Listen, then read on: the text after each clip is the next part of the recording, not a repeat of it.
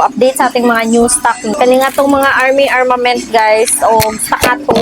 If staccato kayo or army armament, natay freebie nga hunting shirt or pang milsim like that.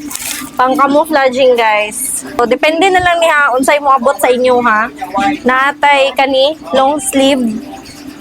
Ayan, hoodie siya guys nga long sleeve unya na po yung short sleeve ani atong diri lang nya wala siya hood, so muna inyong makuha if ever mag army armament kayo ngani any model sa army armament and staccato guys. Ara apil lang ni siya diri.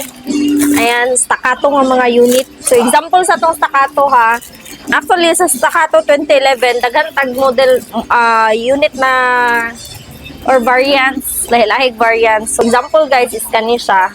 Ayan. Staccato. Na siya free nga kuan shirt. So, aside sa green gas o BBs, so apil pod ning shirt niya. Free na ni siya. Pakapin guys. Siganahan mo magkuha ng unit, you go for staccato and army armament. Sa kuan naman, sa army armament, okay mga ingon ani nga klase. Pero daghan sa army armament natay katong Glock 18C katong na full auto na burst goods kito siya, mga Glock nga unit sa army armament.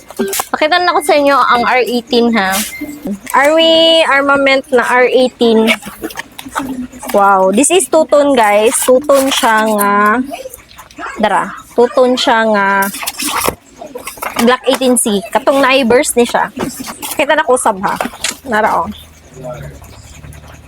Diba? Nice no. Para sa mga online buyers, kung mag-buy kayo, tapos ganahan mo sa ato ang freebie guys na kani hooded or katong short sleeve, you ask na atong mag-assist sa inyo sa online na katong staccato or army armament. Pamili lang mo model, mag-picture lang na siya.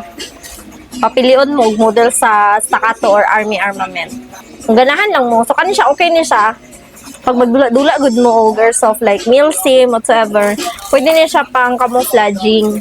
Or kung manghantod mo guys, nice po niya siya, labi na ang long sleeve with hood mo good siya. Pero dili na nakapili ha kung long sleeve or short sleeve, depende na sa ubot kay random lang good na mo siya paglagay.